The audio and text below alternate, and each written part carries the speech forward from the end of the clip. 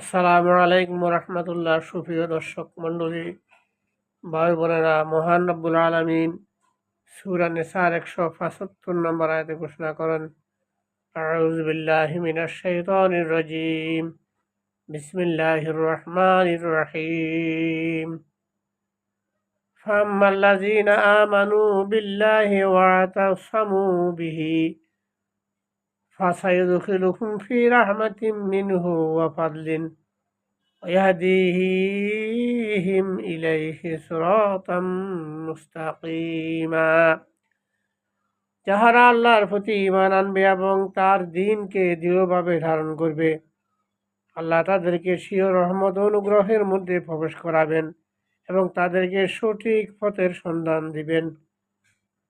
মহান রব্বুল আলামিন সূরা নিসার 175 নম্বর আয়াতে বলেন, যারা আল্লাহর দ্বীনকে দৃঢ়ভাবে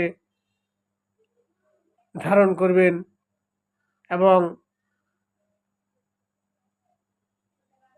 আল্লাহ রব্বুল আলামিন তখন তাদেরকে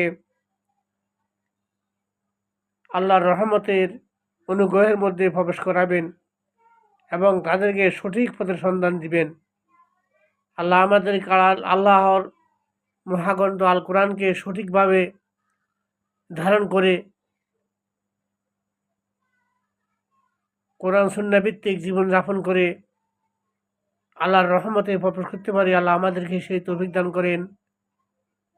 আমিন। আসসালামু আলাইকুম ওয়া রাহমাতুল্লাহ।